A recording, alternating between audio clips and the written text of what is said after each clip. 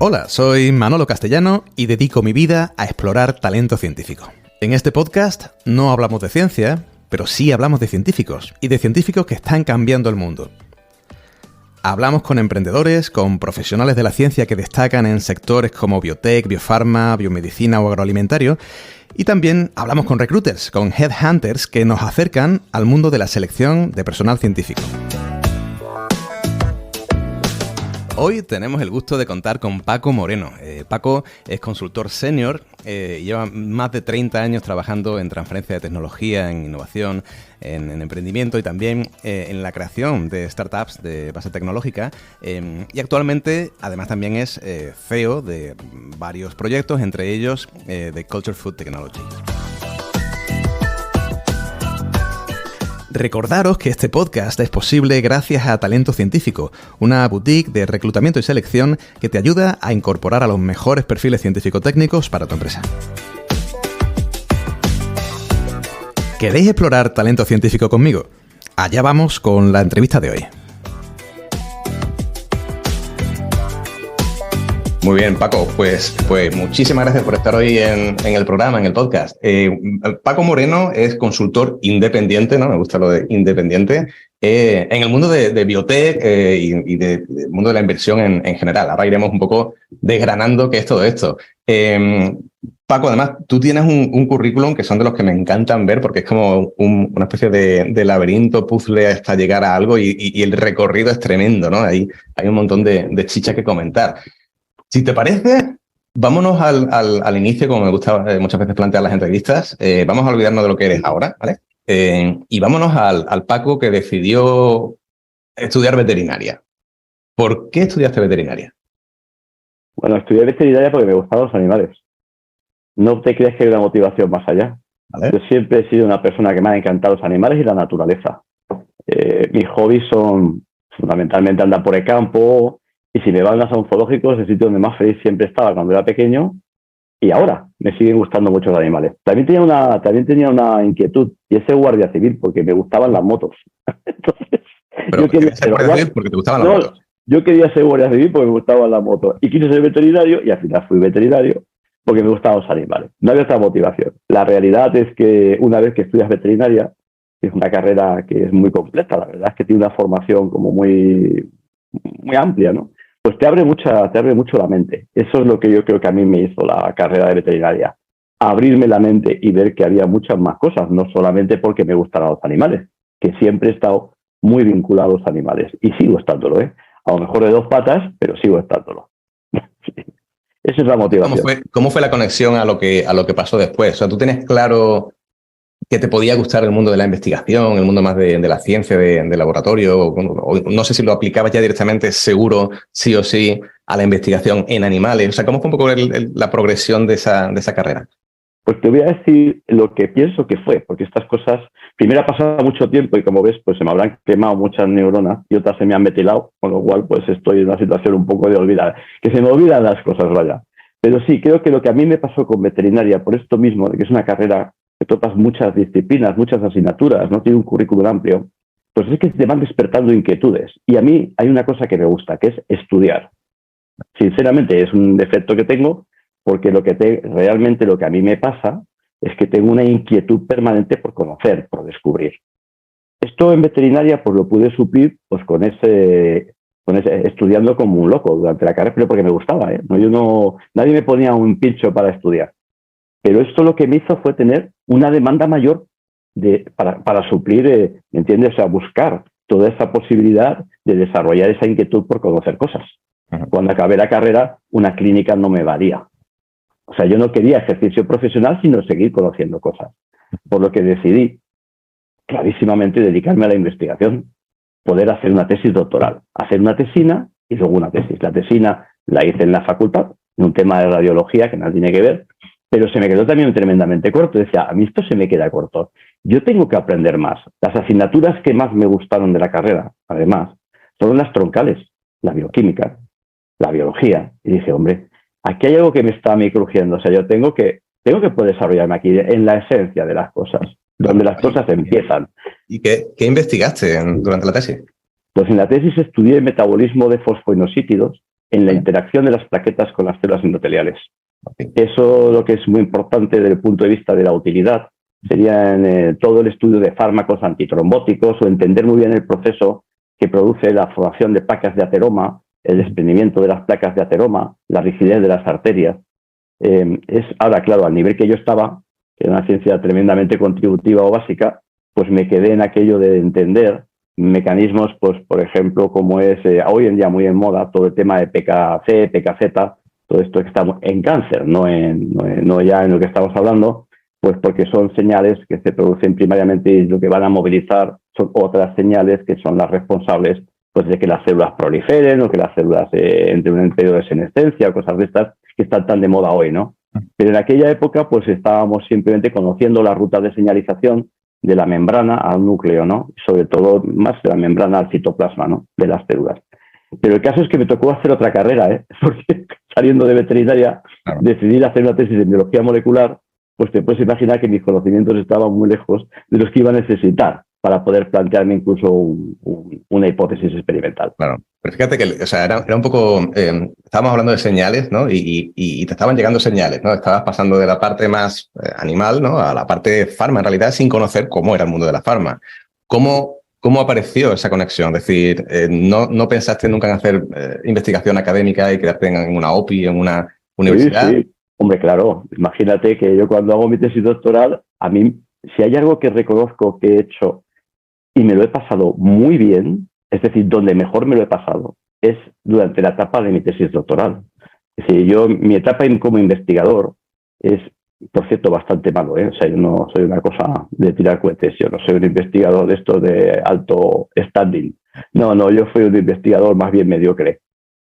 Publiqué bien porque tuve la suerte de trabajar en un grupo que publicaba, pero bueno, digamos que yo hubiera seguido perfectamente, pero ¿sabes lo que me pasó, Manolo? Que conocí a mi mujer, obviamente en el laboratorio, porque a tu mujer la conoces en el laboratorio.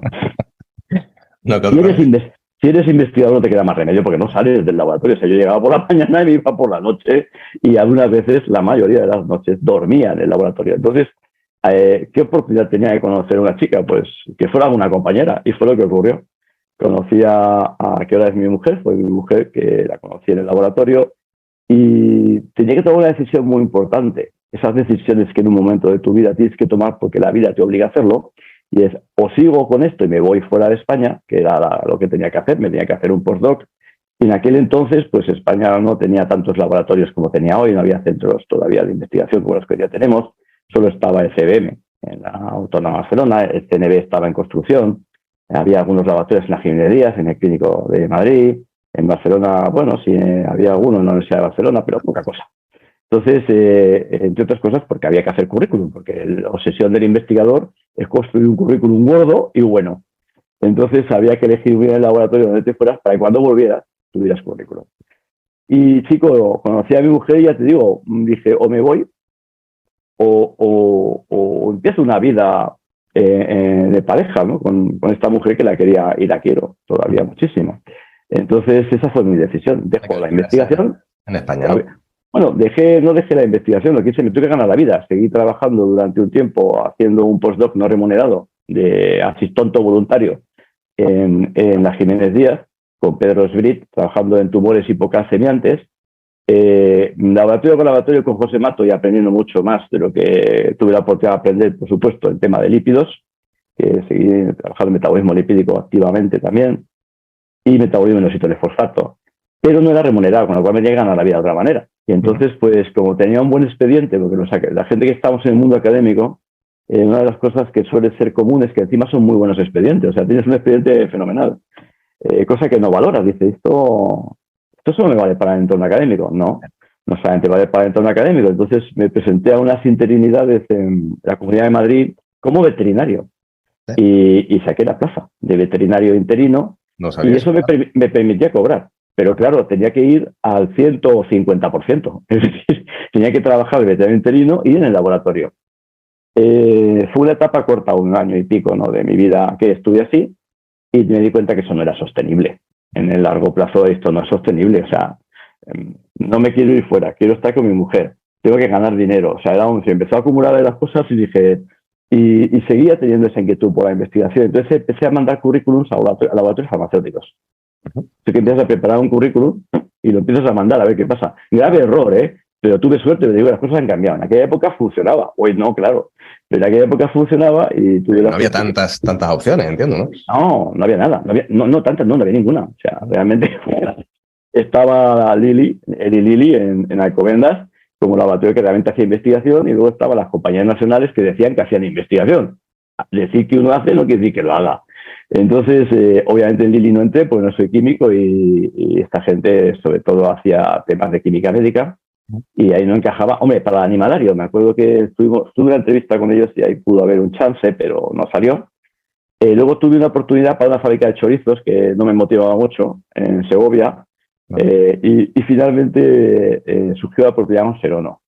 El laboratorio de Serono, ahora Merck, tuvo una transición Merck-Serono, y ahora ya creo que le han quitado el nombre de Serono, ya directamente se han quedado como Merck, que en aquel entonces era realmente la primera compañía que hacía biotecnología farmacéutica, es decir, para desarrollo de productos farmacéuticos. Concretamente estaban con hormona de crecimiento, somatostatina, gonadotropinas, que eran esto extractivo. El puesto que a mí me ofrecían era una cosa súper interesante, porque dije que siempre me gustan los animales. Lo que a mí me contrataban era para, de alguna manera, establecer las coordinaciones necesarias con nuestro centro. Había un centro de investigación preclínica. La primera CRO que apareció en el mercado la tuvo Serono. Era el RBM en Ivrea, en Italia, en el norte de Italia. Y el mismo concepto de CRO en España en aquella época a lo mejor ni se... Bueno, apareció Cidasal. Al cabo de los años, al cabo de ya unos cuantos añitos, apareció una compañía catalana que creó le echaron ahí lo que había que echarle, y montaron una compañía de investigación en animales por contrato que se llamaba Cidasal. Pero bueno, era una cosa, como digo yo, impensable, ¿no? Bueno, pero el caso es que esa fue mi trayectoria, me gustó y dije, oye, pues esto me gusta, ¿no? Y entonces, pues este contacto con la industria, lo que primero me demostró es que podía seguir trabajando en investigación, no en la pollata. Esa es la primera señal que he sido yo. Tú no vas a trabajar en la pollata, porque no vas a trabajar en ningún centro de investigación de Serono. Vas a trabajar desde España, haciendo scouting, buscando tecnologías en España, que todo el mundo ha sido consciente siempre que en España hay buena ciencia, y es verdad que la hay. Y entonces decían, bueno, pues buscar tecnologías y después también buscar recursos para hacer investigación preclínica. En aquel entonces no había buenas prácticas de laboratorio, no había GLPs. Esa regulación es posterior. Ese entorno regulatorio se construyó después de todo esto. Cuando yo entré en Serono no hay nada. De hecho, contribuimos en un grupo europeo para el desarrollo de todo este entorno regulatorio de GLP, GMP, GCP, bla, bla, bla, bla, bla, bla. Y la verdad es que para mí me lo pasé muy bien. La verdad es que el ser veterinario sí me ayudó también para los diseños experimentales con animales, el trato animal. Todo esto a mí me ayudó muchísimo en esta etapa en Serono, ¿no? Donde realmente no estaba trabajando en la pollata, pero sí estaba aplicando conocimientos que tenía de mi carrera y conocimientos que había adquirido durante mi formación como doctor, ¿no? Haciendo mi tesis doctoral. Estamos hablando de una época, estuviste cerca de 5 años más o menos, o sea, bastante. Sí, no sé, 5, sí. Una de las cosas que me surge, claro, en aquella época, si estamos hablando de scouting, ¿cuánto ha cambiado, ¿no? ¿Cómo se hace esto y ahora? Porque no había internet. Vamos a empezar por ahí. No. Puedes contactar con alguien por teléfono, pero ¿cómo te enteras de las cosas? Es decir, tienes que estar ahí, tienes que estar viajando, tienes que estar leyendo papers, siempre, ¿no? Leyendo papers como un loco. O sea, el paso es que, claro, yo en el año 88 a 90 o por ahí, ten en cuenta que yo era capaz de leerme con esa revistilla que había antes, que no sé si te suena, se llama Current Context. Claro. Que era el Current Context. Tú podías tener acceso a todo lo que se publicaba sobre un área muy concreta de conocimiento, pero tenías acceso. Y yo me podía leer cada 15 días qué es lo que se publicaba sobre endotelio y plaquetas, por ejemplo. Ahora es imposible. Claro, además que eso en todos sitios. O sea, es imposible. Es imposible. A nivel mundial. O sea, yo tenía acceso, es como la época esa enciclopedista, ¿no? Que tenías una enciclopedia en casa, te la leías y te la empollabas, y sabías todo lo que la humanidad sabía, ¿no? Oye, no, eso es imposible. Nosotros lo que hacíamos en aquel entonces, teníamos un interés sobre la producción de proteínas recombinantes, ¿no? En células de mamífero u otras plataformas de recombinación, ¿no? Y entonces lo primero es, ¿qué plataformas de recombinación podemos utilizar pues, para producir proteínas de alto valor añadido, en este caso terapéutico, ¿no? Y decíamos, pues venga, E. coli. El coli no se había utilizado nunca. Y teníamos una colaboración con el Instituto Weizmann de Israel, pues para desarrollar un coli, que era el coli de Bakunaga, para la producción de un factor de crecimiento que era un producto en desarrollo por Serono, ¿no? ¿Qué pasó? Pues que no funcionó. Invertimos un montonazo de dinero y el coli ese era un demonio, o sea, no secretaba, tiene una pared celular tan potente que lo quedaba todo dentro, había que romper después la célula, había que extraer todo, un cóctel de proteínas, no te puedes imaginar. El downstream ha mejorado muchísimo, la analítica industrial, en procesos de downstream industrial ha evolucionado también un mogollón. Pero te dice que nosotros buscábamos eso, buscábamos sistemas de expresión alternativos a la célula de mamífero, que es más costoso la producción, y también buscábamos productos nuevos. Cosa que hoy, dices, desde España un tío buscando... Sí, desde España buscábamos nuevos productos, ¿no? Buscábamos nuevas oportunidades, ¿no? Entonces, me hace que comentes esto en particular, porque estamos hablando de hace bastante tiempo, ¿no? De la dificultad de encontrar ese laboratorio, esa persona que pueda hacer, desarrollar nueva tecnología para producción de proteínas, ¿no? Cuando se empezaba ya a masterizar qué empezar a hacer con células de mamíferos y tal. Seguimos estando ahí. Es decir, no acaba ahí. De hecho, a mí me pasa eso, ¿no?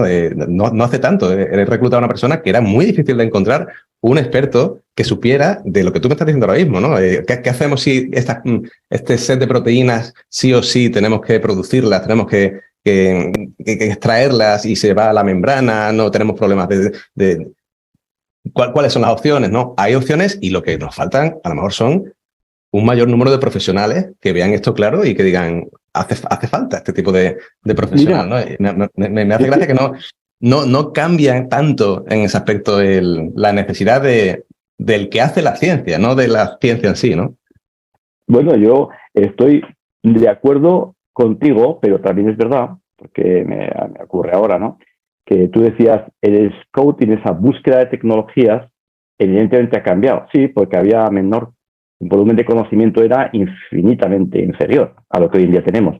Pero hoy en día tenemos más conocimiento, que tenemos herramientas para localizar ese conocimiento. Toda la minería de datos.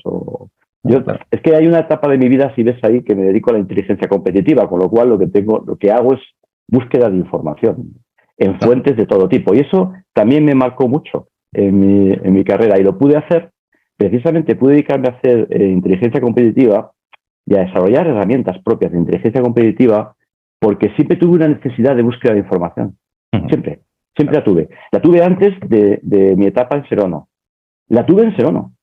Y después lo que hice fue desarrollar una capacidad utilizando ese conocimiento de búsqueda de información, aplicándolo a otras cosas, que luego ya te contaré si me preguntas, pero sí. Es muy importante saber que la información está ahí. Lo difícil es cómo encontrar esa información y cómo ponerla en un contexto donde genere valor, donde realmente la puedas accionar y genere una inteligencia. Entonces, claro, a mí hoy en día me ocurre lo mismo. Tú dices, no hay gente que sepa de recombinación. Claro que la hay. Lo que pasa es que está en un laboratorio donde lo utilizan, a lo mejor la recombinación es una rutina para obtener un determinado microorganismo productor de cualquier cosa, o imagínate todos los knockouts que se hacen.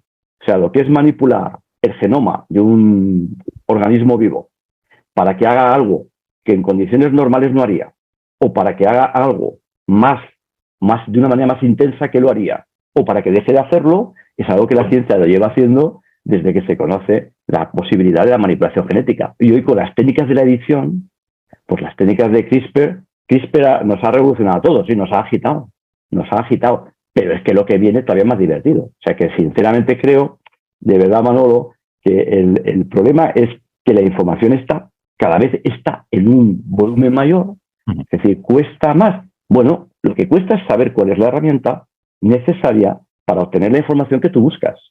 Y una vez que la tienes, procesarla de una forma adecuada para que genere valor en el contexto que tú la quieres poner. Todo eso ¿Cómo se nota que la cabra tira al monte y que eres investigador y eres PhD, ¿no? En el fondo es eso, ¿no? Un doctor es eso, es un experto en aprender, en saber cómo ejecutar algo a partir de enterarse de cómo hacer algo sin saber nada, ¿no? Y yo creo que no hay nada más aplicable al mundo de la empresa que eso, ¿no? Precisamente, ¿no? Totalmente de acuerdo, Manolo, y es así, y hoy en día lo sigo aplicando, y hoy en día, digamos que si me dices cuál es el factor crítico de éxito, y pienso que la vida para éxito no me gusta, pero para que las cosas salgan bien, pues para mí el principal no es tener la información, sino ser capaz de encontrarla. Ese es el primero. Y el segundo es, una vez que la tienes, saber utilizarla de una forma adecuada. Dar las otras formas. ¿No? Entonces, todo esto, un PhD te prepara para ello. Claramente, claramente. 100% de acuerdo. Paco, cuéntanos un poco sobre Placement Center. Vamos a cambiar. ¿Qué pasa después de ese honor? Eso es muy divertido, porque en la vida, para mí ha sido muy importante otra de las cosas que me ha ocurrido, ¿no? Que creo que es, la gente lo toma desde un punto de vista antes peyorativo, ¿no? Que te despidan de una empresa es lo mejor que te puede pasar. Porque de verdad la zona de comodidad, cuando tú estás cómodo, lo primero que tendrías que pensar es, voy a dejar de estar cómodo. Si yo estoy muy bien en este silloncito que tengo, me voy a poner una silla de madera para que me duele el culo y me mueva. Entonces, sí, a mí me despiden de Serono y me pagan un servicio de outplacement, que eso es como una consultoría que te ayuda en el proceso de recolocación, de búsqueda de otra oportunidad. Y tengo una suerte que no lo puedo, no. Eso para mí fue algo, no sé cómo decirte, definitorio ya. Es decir, esta gente lo que me ayudó es a saber quién era. Quién era en todos los sentidos, ¿eh? ¿Qué me hicieron? Reflexionar sobre quién soy y qué sé hacer. Y de lo que sé hacer, qué es lo que hago bien. De lo que hago bien, qué es donde me lo paso bien. Y de lo que hago bien, me lo paso bien, qué es lo que la gente reconoce que realmente hago bien y necesito. Esa tonta, como dicen ahora, pues esa tonta me ha ayudado toda mi vida. Creo que el outplacement, como lo entienden los en el mundo anglosajón, o la recolocación de ejecutivos, como aquí también lo llamamos, es algo muy necesario en el entorno científico. Es el mismo proceso que un investigador debería seguir a la hora de plantearse un salto o un cambio. Había gente que pasaba por ahí y no aprovechaba esa oportunidad. Yo la verdad es que la exprimí. La exprimí de tal manera que conseguí, lié a mis socios, porque fueron socios entonces de Outplacement, para crear una nueva división dentro de Placement Center que fuera, en aquel entonces estaba muy empezando, no estaba todavía de moda, la aplicación del término gestión del conocimiento. Entonces empezamos a desarrollar productos orientados a la gestión de conocimiento para la industria farmacéutica. Porque como yo venía de la industria farmacéutica y a ellos les gustaba mucho todo esto de la gestión de conocimiento y tal, empezamos a trabajar ahí. Y empezamos desde el minuto cero a establecer contratos que nos generaban dinerito en Placement Center. Yo ya no estaba haciendo placement, yo era un consultor más de Placement Center. Lo que pasa es que la gente te decía, ¿y esto de Placement Center? ¿Qué es esto? Porque explícame, porque pues la traducción ya es una traducción mala. Recolocación, claro, no es eso. Suena raro. Dice, ¿y qué me vende usted? Era muy difícil contarlo. Entonces, todavía lo liamos más.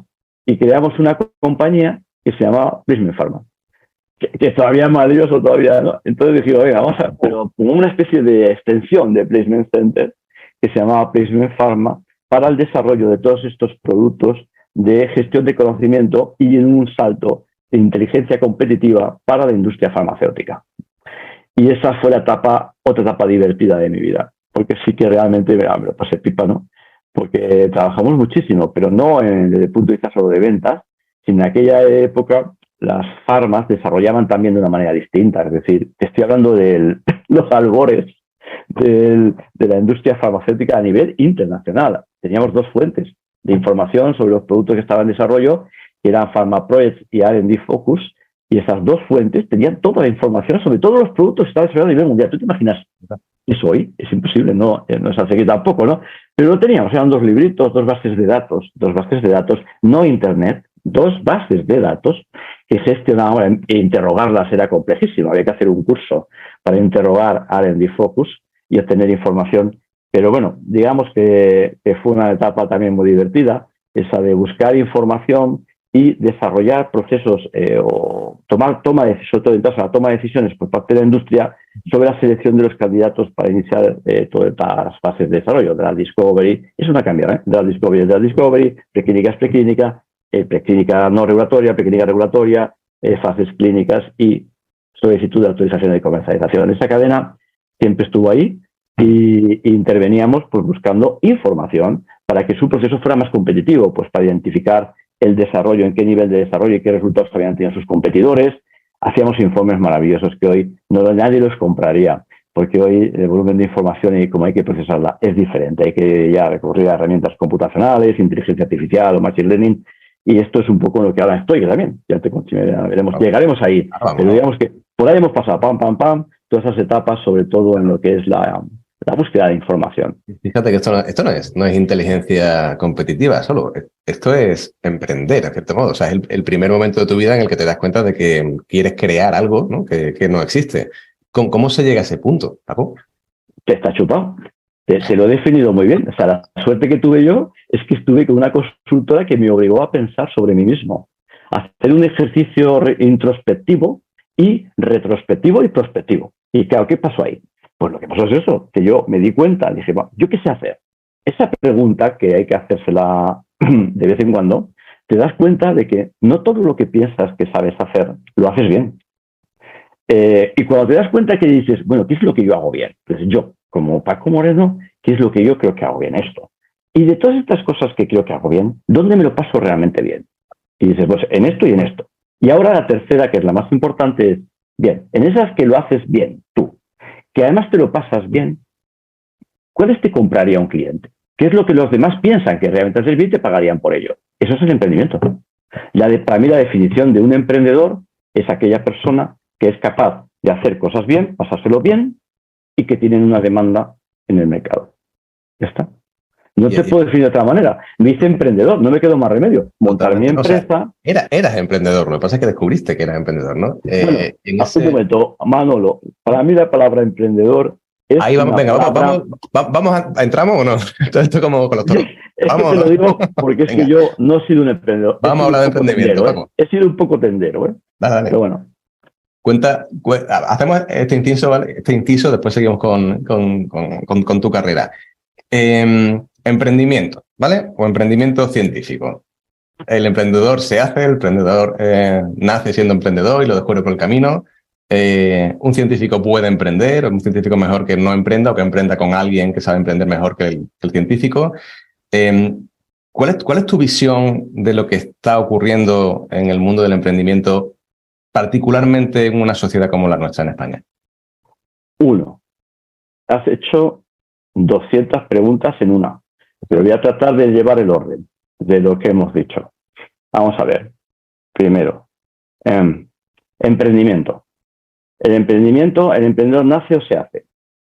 Mira, para ser emprendedor hay que tener una serie de cualidades y habilidades. Algunas se adquieren y con otras, si no naces, ni con un martillo te las clavan. Entonces, es un tema actitudinal, de actitud, no de aptitud. Esto que es un tópico, ya lo sé, que me vas a decir, ¿estás diciéndome algo? Bla, bla, bla. Mira, yo creo que sí que es real. La actitud y la aptitud, no, obviamente, claro que no es lo mismo. Pero si tú no tienes una actitud hacia el emprendimiento positiva y unas habilidades que casi te diría que son innatas, podrás aprender a tocar el piano. Pero hay gente que sin cada año puede meter a clase, lo toca. Ese es el emprendedor. Además, el emprendimiento tiene un factor, como todo que uno hace en la vida, que es el tiempo. Si tú tienes esas habilidades ahí, es decir, sabes, es talentoso, tienes un talento real, chico, tienes tiempo, vas ganando tiempo, porque la vida no te va a dar tiempo. Siempre te va a faltar tiempo para hacer las cosas. Entonces, la posibilidad de que llegues a ser un emprendedor realmente va a depender del tiempo que tengas para hacerlo, porque normalmente vas a fracasar más veces de las que vas a acertar. Y por eso es muy interesante el emprendimiento, porque en la medida que fracasas vas aprendiendo, porque de lo que uno hace bien no aprende nada. Y yo no sé tú, la gente, cada uno cuenta su experiencia. En la mía, de las veces que me fue bien en la vida, nunca aprendí nada, porque me iba tan bien que decía, wow, puta madre esto, venga, vamos. Perdona por los tacos que alguna vez hablo muy mal. Pero bueno, eso es la vida, ¿no? Pero cuando las cosas salen mal, cuidadito, que el gato escaldado del agua huye. Pues eso es un tema, el concepto muy importante. Eso es lo como yo definiría esto que me dice, ¿se nace o se hace? Es un mix de.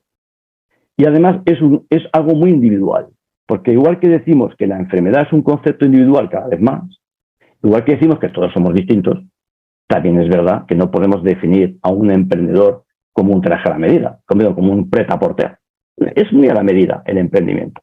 Después me preguntabas... ¿Y la situación del emprendimiento en general? El emprendimiento científico. Yo te digo lo que opino de dónde estamos ahí. Muy lejos de donde a mí me gustaría que estuviéramos, pero en cualquier caso. Pero bueno, si quieres lo abordo ahora. Mira, sí, porque tiene sentido.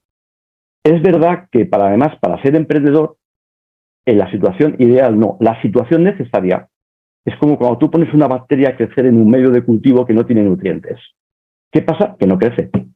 Si tú a un emprendedor lo echas en un entorno donde no hay una cultura emprendedora, donde la gente piensa que ser emprendedor es ser un parado, que es lo que a mí me ocurrió, en mi época, los parados éramos los emprendedores. Autónomos, ¿no? ¿Es así? Hombre, es normal. Para poder emprender, lo primero que tienes que ser es parado, porque nadie te va a contratar. Serás, en el mejor de los casos, un autónomo. Y decíamos, bueno, pues voy a emprender desde el paro, que fue lo que yo hice. Yo emprendí desde el paro. ¿Por qué? Porque alguien me estaba pagando algo, el Estado me pagaba algo. Entonces, yo no era un emprendedor, yo era un parado buscando trabajo, buscándome la vida, y que contaba unos rollos muy raros. Eso es lo que era yo. Y por cierto, creo que hoy todavía sigue por ahí esa lacra del paro y las colas del paro. Y los bancos que no te atendían. Te decían, no, usted a la cola del paro. Oiga, hay dos ventanillas, esa está vacía y usted debería utilizar las dos para pagar el seguro de desempleo.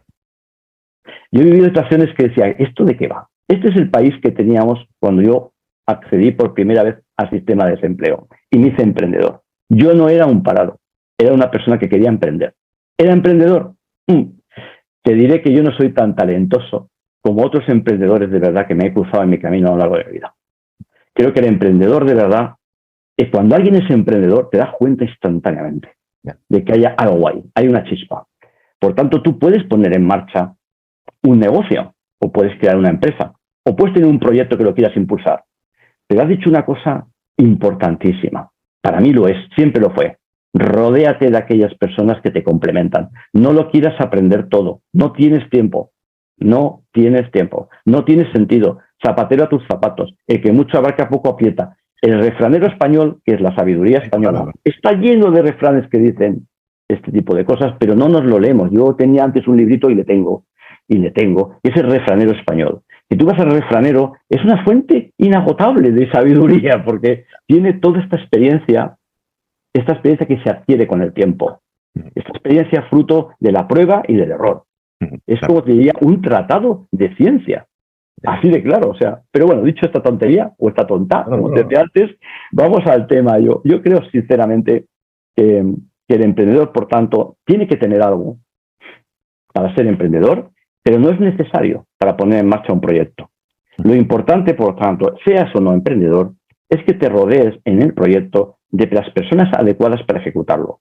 Cuando yo creé mi primera empresa, todo era más sencillo, de verdad, Manolo, todo era más sencillo. La vida ha avanzado, todo es más complejo y todo va más rápido. Por tanto, como todo es más complejo y va más rápido, hay que entender que vas a necesitar colaborar, hacer equipos, encontrar esas personas que realmente tienen un conocimiento que tú no tienes y que tiene sentido aplicarlo, hacer binomios, trinomios o lo que sea necesario. Y por cierto, en cualquier momento de tu vida, la investigación es un proceso solitario, competitivo y algunas veces te diría que hasta desleal. Yo he tenido que dormir en la cámara frigorífica para que no me cambiaran los viales del colector de fracciones de la columna. Yo he tenido que irme después al contador de los viales del centelleo y estar toda la noche mientras contaba, porque había siempre alguien que me los cambiaba. Había alguien que podía cambiarlos. Yo tenía que meter los tubos de la ultracentrífuga bajo llave, porque esos tubos, que eran bastante caros, me los quitaban. ¿Es una obsesión, estoy loco? No, si no me pasaba a mí, le ha pasado a todo el mundo. ¿Por qué? Porque el científico algunas veces se le va la olla. Entonces, perdóname, pero Bueno, en cualquier caso son cosas que te cuento. Los científicos, si nos centramos en los científicos que deciden emprender, como fue tu caso, tú viviste ese primer inicio, ¿no? De cuando no había ecosistema de emprendimiento para nada, ¿no? Y uno estaba absolutamente solo, de cero. Ahora existe algo. ¿Qué es lo que debería existir que todavía no hay, Paco? Uno, mira, tuve un programa de radio en la SER que estaba con un investigador muy conocido, no voy a decir el nombre, y la persona que era Gemma Mierga, creo, la que nos estaba entrevistando y me dijo, preguntó, ¿cuáles son realmente el investigador, los investigadores, estamos hablando de transferencia tecnológica, y el investigador es capaz de poner en marcha sus ideas? Y este investigador habló antes que yo porque era mucho más importante que yo. Y dijo, el investigador es un hombre orquesta, que es capaz de hacer cualquier cosa. Luego, esos retos no le van a asustar. Él va a ser capaz de llevar sus ideas al mercado si se le dan los instrumentos adecuados, bla, bla, bla, bla, bla, bla, bla. Y después me dijo, ¿y usted qué opina? Y yo, pues mire, a mí que me gusta la música, creo que una partitura la puede tocar un hombre orquesta, pero también lo puede tocar una orquesta sinfónica. Y a mí me gusta más cómo suena una orquesta sinfónica que cómo suena un hombre orquesta, con todos mis respetos. ¿Eso qué significaba? Pues que el investigador tiene que entender muy bien cuál es su papel y tocar la trompeta. Pero que aparte de la trompeta hay muchas más cosas que hacer y que hay que identificar quiénes son todos esos músicos necesarios para que la partitura suene bien. Porque si suena mal, nadie la va a comprar. Entonces, el que el investigador tenga que poner en marcha y emprender no es nada más que una obligación del sistema, porque ojalá el sistema le dotara al investigador de todos esos recursos de los cuales hablábamos, porque sin ellos, honestamente, te diré, creo que es imposible llegar a buen puerto. Podrás empezar y desesperarte, fracasar, un gap, haces una cosa, pasa un tiempo, puedes hacer otra, consigues dinero, eso es una carrera, es un imposible. Al final lo que va a ocurrir es que probablemente llegues al mercado, pero vas a llegar al mercado después de 20 años. Bueno, o vas a llegar al mercado tarde, no voy a decir 20 años, vas a llegar tarde. Y cuando uno inicia el desarrollo de un producto biotecnológico, el tiempo al mercado, el tiempo que tardas en desarrollar el producto al mercado es crítico y la variable crítica de todo el proceso. El resto no me preocupan. Por tanto, si quieres llegar pronto al mercado, no pierdas el tiempo aprendiendo cosas que, no sé, aprendiendo... sí, gobernanza empresarial es muy importante, pero búscate una persona que te pueda apoyar en los temas de llevanzas y de gobernanzas de las compañías, de negociaciones internacionales, que esté acostumbrado a ello, de propiedad industrial, bla, bla, bla, bla, bla, bla, bla, y concéntrate en dónde tú puedes aportar valor inicial. Hombre, uno puede aprender cosas. Tienes a uno que no le queda más remedio que ir aprendiendo, pero yo soy un maestro de nada. Sé un poquito de esto, un poquito de esto, un poquito de esto, un poquito de esto, un poquito de esto. ¿Esto para qué vale? Honestamente, Manolo, vale para poco. Otro de mis factores que te diré si las cosas me fueron bien es porque siempre tomé una decisión y es buscar a aquellas personas que me podían ayudar, y siempre la gente te ayuda. Hay buena gente, hay gente buena y que ayuda, que te va a apoyar en tu sueño y hacerlo realidad. Pero desde luego, si vas solo, yo te diría, no voy a decir el adjetivo que me sale, si vas solo no lo vas a conseguir con el mismo nivel de eficacia y de eficiencia que lo conseguirías si te rodeas de un equipo. Claro, yo creo que has dado un poco en la clave, ¿no? La dificultad de que un científico violinista se junte con otros que tocan el fagot, ¿no? O la batería y que no sean científicos. Ese a lo mejor es la grandísima dificultad, ¿no? De mestizaje e hibridación. El mestizaje no es un concepto de la biología molecular, pero la hibridación sí. Claro. Entonces yo creo que tenemos que ser conscientes de, ya que has estudiado todas esas cosas, aplícatelas. Paco, todo esto que estás comentando no es que haya salido de repente ahora, sino que lleva un rodaje, y particularmente después de pasar por Mundipharma, le dedicas mucha parte de tu vida a hablar de todas estas cosas y de muchas más en la Fundación Botín. Cuéntanos cómo fue, te voy a decir esa experiencia, pero es que no es una experiencia, es un trozo grande de tu vida, ¿no? ¿Qué hiciste? ¿Qué fue para ti trabajar en la Fundación? Mira, la Fundación Botín es un proyecto personal. Es un proyecto personal dentro de una institución, porque coincide, casualidades de la vida, la verdad es que la vida te va llevando. La Fundación Botín, como todas las fundaciones patrimoniales que están en este país y las no patrimoniales, siempre han querido estar presentes en la ciencia, en el mundo científico, de alguna manera, o tecnológico. Siempre han querido estar. Y la Fundación Botín, en aquel entonces, esto te estoy hablando del año 91, cuando como consultor ya empecé a tomar contacto con ellos, ¿no? ¿Por qué fue? Ellos querían desarrollar un programa de ciencia, querían destinar parte de los recursos que generaban pues, a apoyar a la ciencia. Y podían hacer dos cosas. Pues crear unas becas, que es lo que todo el mundo hacía, y darle unas becas a unos señores muy listos, o desde lo personal, o a proyectos, como otras fundaciones hacían. Pero hicieron una cosa bien. Se pusieron en contacto con el que es mi maestro y mi director de tesis, que le tengo un aprecio muy especial, que es Pedro García Barreno. Y dijeron, Pedro, le dijo don Emilio, tú que eres un tipo que has hecho cosas en esto y tal, lo conocieron en unas charlas y le abordaron, ¿tú podrías ayudarnos a definir qué es lo que la Fundación Botín podría hacer en ciencia? Y don Pedro aceptó el reto. Como yo era su discípulo, uno de sus discípulos, y sabía que a mí estas cosas, los retos de este tipo, pues sí me han molado, me dijo don Pedro, oye, Paco, tú me ayudarías a definir esto y tal, lo hacemos juntos y tal. Digo, uy, encantado de la vida, don Pedro, poder trabajar con usted para mí es una delicia. O sea que así que vamos para adelante, ¿no? Y empezamos a pensar sobre qué necesidades tenía en aquel entonces la ciencia que se pudieran suplir con dinero. Porque, claro, un científico es como un pollo insaciable. Tú le puedes dar todo el grano que quieras, que se lo va a comer. Le puedes dar todo el dinero que quieras, que se lo va a gastar. El tema no es tener dinero, sino qué hace uno con el dinero. O sea, qué necesidad había real, o sea, qué carencias podía tener el sistema para suplirlas. Bien, para hacer este experimento, que era un experimento, elegimos un investigador y le dijimos, te ha tocado la lotería, pídeme todo el dinero que quieras y vamos a poner en marcha un proceso abierto. Es decir, yo te doy el dinero y tú haces lo que quieres y vamos a ver qué pasa. Pues así, elegimos el investigador se llamaba José Luis Jolcano, fue el primer investigador del programa de ciencia de la Fundación Botín, y José Luis Jolcano estaba en el CIEMAT. ¿Por qué elegimos el CIEMAT? Porque nos dijeron que tenía la OTRI más eficaz del sistema de transferencia tecnológica en aquella época. Nosotros teníamos identificado en el proceso que, obviamente, la transferencia de esos resultados era algo que había que hacer. O sea, en un momento el investigador tendría una idea, pero para generar un impacto, un beneficio social, tenía que haber alguien, ¿no? Había que hacer algo más que investigar. Como nos dijeron esto, pues nos fuimos allí, al CIEMAT.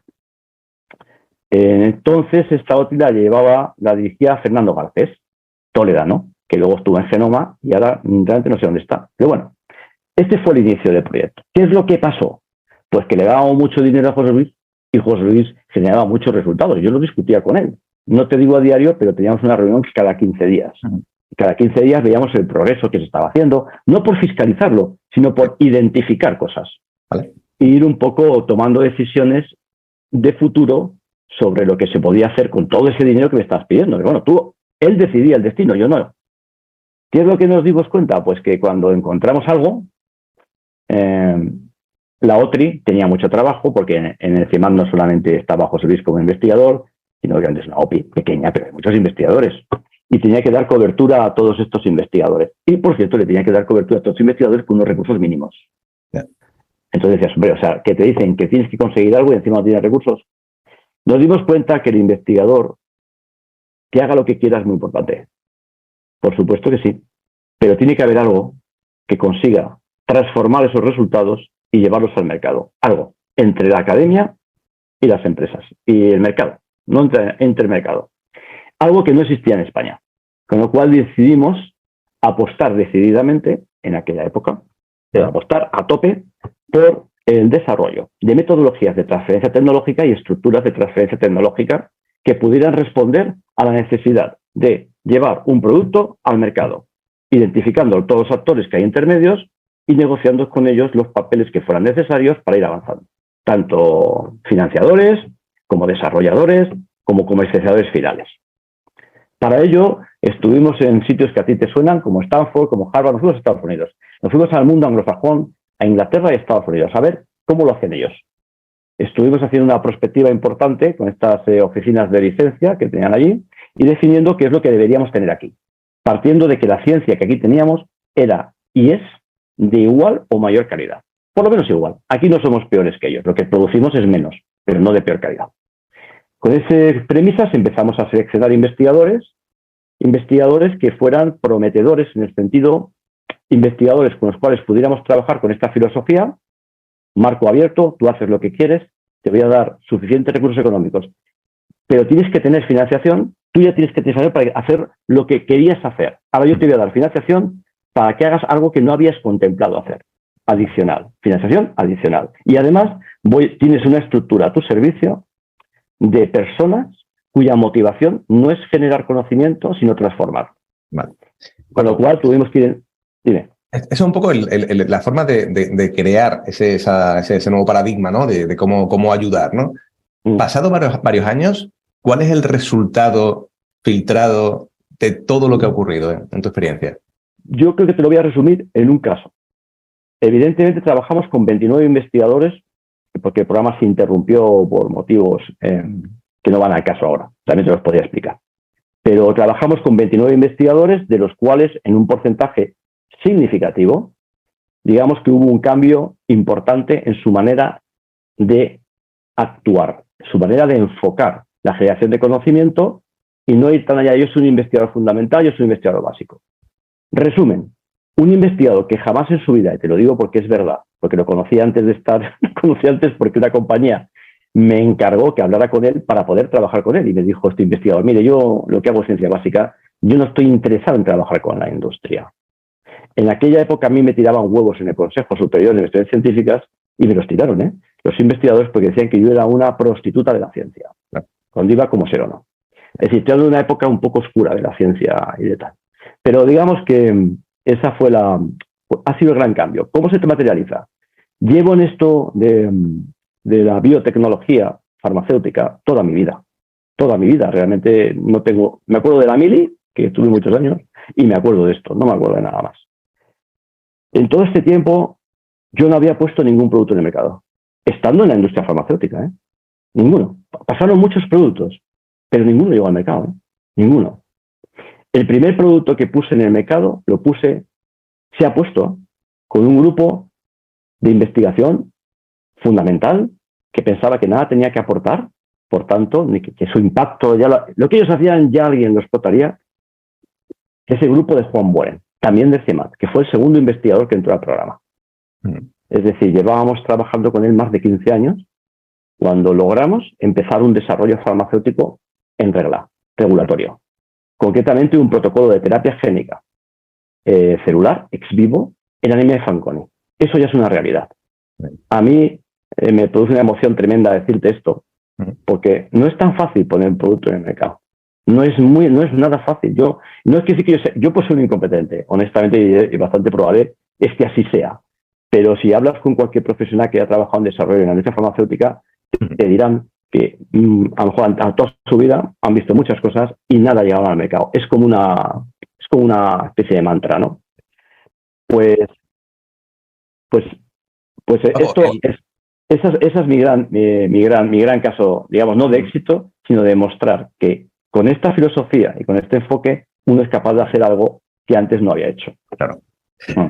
Paco, vamos al presente.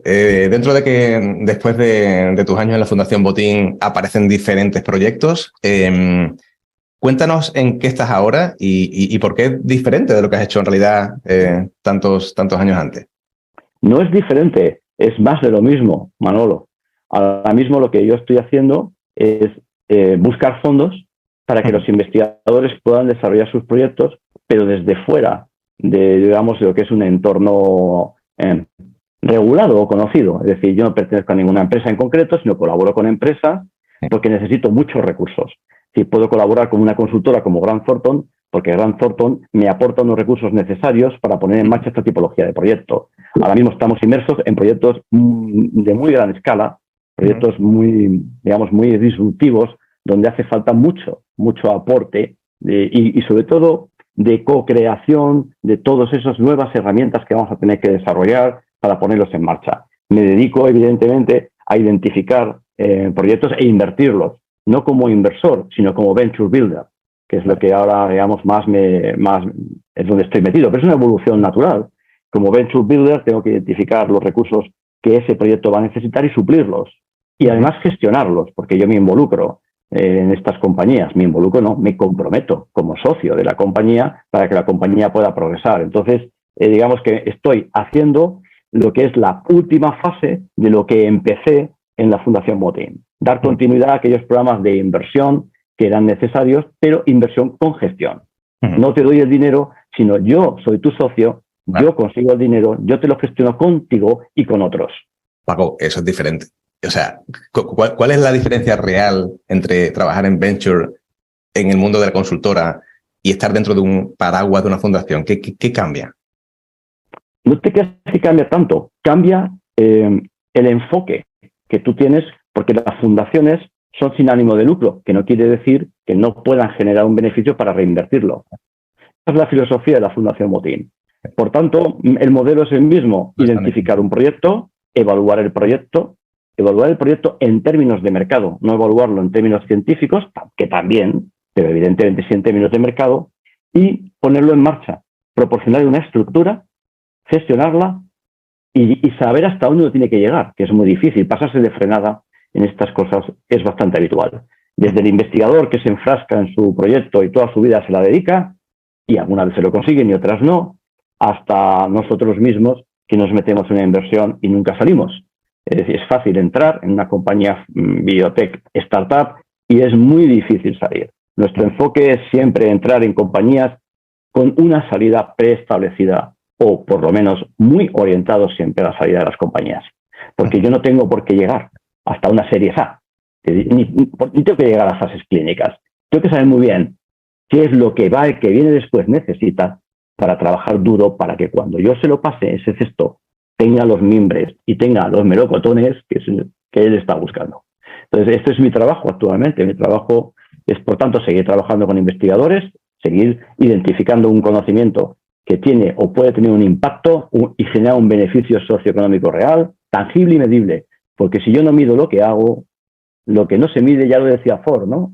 Lo que no se mide no existe. Bueno, esto es muy empresarial, pero es un concepto real. Tenemos que medir muy bien lo que hacemos por nosotros mismos y para que la sociedad lo entienda. Paco, o sea, no sé lo que vas a hacer en el futuro. A lo mejor estamos a tiempo de volver a las motos o a ser guardia civil, no sé. Pero si tuvieras que, con lo que sabes hasta ahora, aconsejar a alguien que quiera hacer algo parecido como carrera profesional a lo que tú has hecho, sea de la familia o no, ¿cuál sería tu mayor consejo? Yo te voy a dar que me dieron a mí y que me ha valido. El mismo. Para saber lo que uno quiere, primero tiene que saber lo que uno es. Uno tiene que saber quién es. Entonces, ese es el primer ejercicio. Tienes que saber muy bien quién eres. El saber quién uno es significa lo que hablábamos antes. Saber qué eres capaz de hacer. Qué de lo que eres capaz de hacer, haces bien. Que de lo que eres capaz de hacer y haces bien, los demás reconocen que lo haces bien y además te lo pasas bien. Con esa historia ya sabrás qué es lo que quieres hacer. Porque después tendrás que saber qué es lo que hay en el mundo. O sea, es muy difícil. ¡Ay, qué bueno soy yo haciendo esto! ¿Y esto a quién le interesa? Tienes que hacer un ejercicio profundo, que es lo que decían cuando dicen de orientación profesional. Creo que la orientación profesional, sin saber que el mercado demanda, y no hoy, ojo, yo creo que no hay que mirar nunca al hoy, ni siquiera al mañana. Yo aconsejaría que miraran al pasado mañana. Yo nunca hice una planificación por menos de 10 años. Jamás hice una planificación por menos de 10 años y algunas veces me lo han dicho que estoy un poco obsesionado con el futuro. Creo que hay que estar siempre mirando al futuro. No hay que vivir en el futuro, pero hay que mirarle. Hay que mirarle de frente. Y por cierto, creerse lo que uno es capaz de hacer. Cuando uno decide lo que quiere hacer, es muy importante creer que es capaz de hacerlo. Y eso ayuda cuando tienes un compañero de viaje. A mí mi mujer, que es mi principal compañero de viaje, siempre me apoyó en lo que le decía que iba a hacer, lo cual me reforzaba.